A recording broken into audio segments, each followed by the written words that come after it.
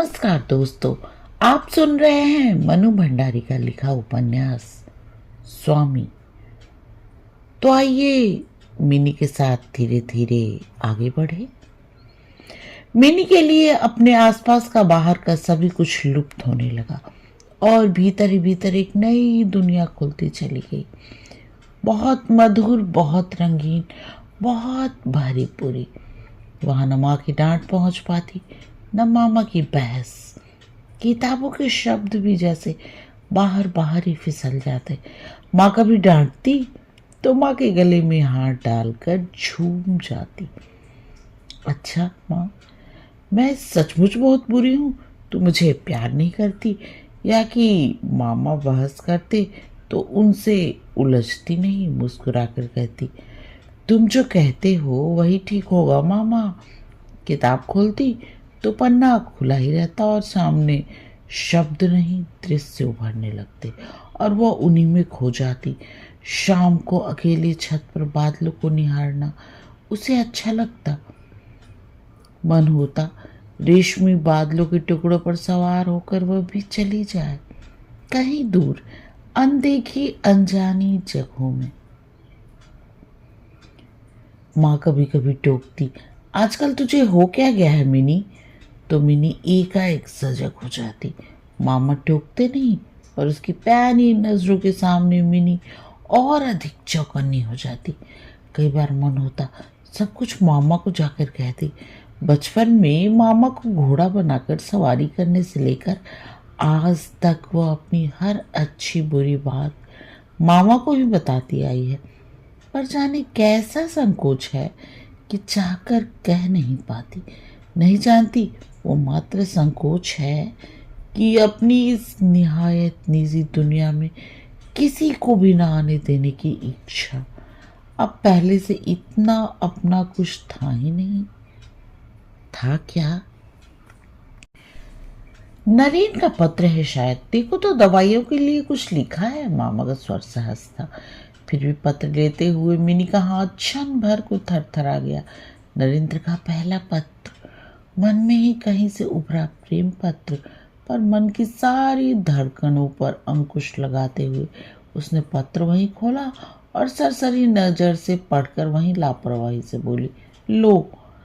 नरेंद्र तो यहाँ से जाकर अपने मित्रों के साथ पूरी चले गए, अब लौट कर आए हैं। क्षमा याचना करते हुए लिखा है, अब तुरंत ही दवाइयाँ और किताबें भेजने की व्यवस्था कर रहे हैं।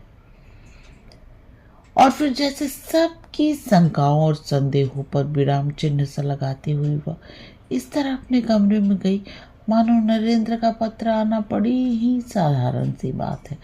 कम से कम मिनी के लिए उसका कोई महत्व नहीं, पर इतने अभिनय के बाद भी उनके मामा की पैनी दृष्टि को अपनी पीठ पर चुभता हुआ महसूस किया। घर की हर छोटी बड़ी बात से जुड़ी मिनी अपने आप में लिप्त होकर बाहर से एकाएक इतना कट गई कि उसे पता ही नहीं लगा कब माँ ने मामा को लड़का देखने जाने के लिए राजी कर लिया। उस दिन जब सवेरे उठकर मिनी अपने कमरे से बाहर आई तो देखा माँ रसोई में पूड़ियाँ तल रही है। उसे आश्चर्य हुआ, सवेरे सवेरे पूड़ियाँ किस लिए तल रही हो माँ? कोई आ रहा है क्या? तो उठ गई, चल जाकर हाथ मुंह धो, मैं अभी चाय बना कर लाती हूँ। मेरी बात का जवाब नहीं दिया तुमने। मिनी वहां से हिली भी नहीं। कोई जरूरी है कि तेरी हर बात का जवाब ही दिया जाए? व्यस्त भाव से माँ बोली, रहा कौन रहा है, कुछ मालूम तो हो। कोई नहीं आ रहा, मामा जा रहे हैं। मिनी एक क्षण को जैसे सत्ते में आ गई। मन हुआ दौड़कर जाए और मामा को बता दे, किसी को कहीं जाने की जरूरत नहीं है, उसने अपने बारे में खुद फैसला कर लिया है। उसी आवेश में वो मामा के पास पहुंची। मामा तुम क्या जा रहे हो? मामा ने नजरें मिनी के चेहरे पर टिका दी। मिनी को लगा ये नजरें उसे आर पार भेद कर उसके भीतर का सब कुछ जान लेंगी, पर वह एक क्षण को भी सकुचाई नहीं। अच्छा है मामा, खुद ही सब कुछ जान ले तो। गिरी का बहुत आग्रह है कि एक बार कम से कम मैं वहां से होकर आऊं। आज तक हम इसे अपनी हर बात मानने के लिए मजबूर करते रहे हैं, आज एक बात उसकी भी मान लेते हैं। इस बार मिनी ने मामा को चुभती नजरों से देखा। ये मात्र मजबूरी ही है या कुछ और? फिर साहस करके बोली, पर मामा। शब्द उसके गले में अटकने लगे। मैं जानता हूँ मिनी, मैं जानता हूँ। मेरे रहते तुझे चिंता करने की आवश्यकता नहीं। गिरी को तसल्ली हो जाएगी। वैसे होगा तो वही जो तू चाहती है। मिनी हल्की हो गई। फिर भी जैसे एक कांटा सा कहीं गड़ा जरूर रह गया। मणि बाबू चले गए। गिरी का उत्साह अपने चरम पर पहुंचा हुआ है। 2 घंटे की जगह उन्होंने 4 घंटे तक पूजा की। चलते फिरते उठते बैठते हुए अपने अदृश्य ईश्वर के आगे हाथ जोड़कर कामना कर रही हैं कि दादा उनकी मनोकामना पूरी करके ही लौटे। और मिनी है कि मामा के कहे अंतिम वाक्य को पकड़ पकड़ कर अपने को बार बार आश्वस्त और निश्चिंत करना चाह रही है। पर जाने क्या है कि एक अजीब सा उचाटपन मन पर छाया हुआ है। विचित्र सी स्थिति थी। अनजाने और अनकहे गिरी का सुख मिनी के दुख के साथ जाकर जुड़ गया था। दूसरे दिन मामा को आना था। गाड़ी का समय बीत गया, फिर भी मामा नहीं आए। तो इतनी देर की भरी हुई मिनी माँ पर बरस पड़ी। जरूर उनकी तबीयत खराब हो गई होगी। अब इस लायक कहाँ हुए थे सफर करते। जाओ जाओ करके नाक में दम कर दिया उनकी। दनदनाती मिनी ऊपर छत पर चली गई। मिनी की झुंझलाहट से अनभिगी गिरी एक क्षण उसका जाना देखती रही। फिर मुस्कुराकर बोली, मामा के बिना एक दिन भी नहीं जी सकती। ससुराल जाकर कैसे रहेगी? तीसरे दिन मामा लौट आए, स्वस्थ और प्रसन्न। आने में एक दिन की भी देरी क्यों कर दी दादा? हाथ का काम छोड़कर गिरी बाहर आ गई। उन लोगों ने रोक लिया था तो ठहर गया। गिरी ने पुलकित हो बैग लेते हुए पूछा, रिश्ता तय कराए? रिश्ता? मामा हंसे। कैसी बात करती हो गिरी? अरे यह भी कोई साग भाजी है कि गए और खरीद लाए?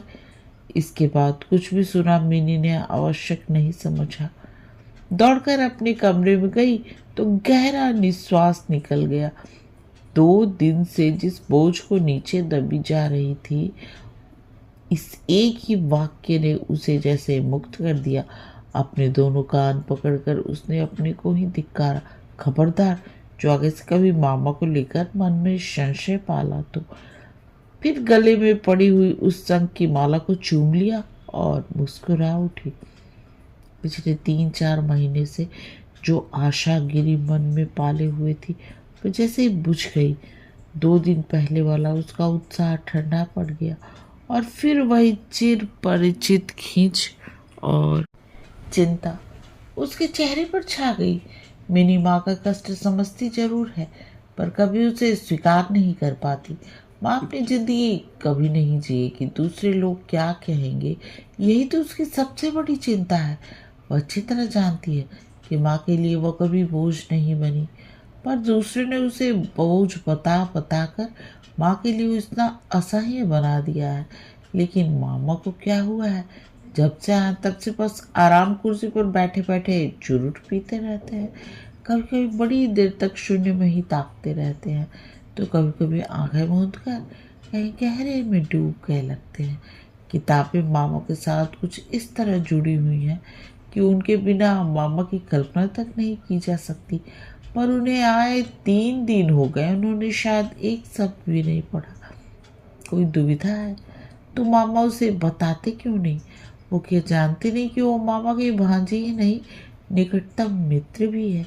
कई बार वो आगे होकर बात करने के इरादे से मामा के पास गई, पर वो कुछ ऐसी नजरों से उसे देखते हैं मानो तौल परख रहे हैं।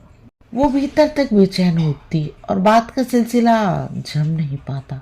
वो केवल इतना ही कह पाती है, मामा इतना चुरुट मत पीजिए, नुकसान करेगा। मामा की उदासी ने सारे घर को उदास बना दिया। मिनी के अपने मन पर उदासी के परतें जमने लगती, पर रात में जब सोती तो छाती पर पड़ी हुई वो माला उसकी उंगलियों से खेलने लगती और वह सब कुछ भूलकर नरेंद्र के ख्यालों में खो जाती। कहानी में बात बस इतना ही। तब तक के लिए आज्ञा दीजिए। नमस्कार।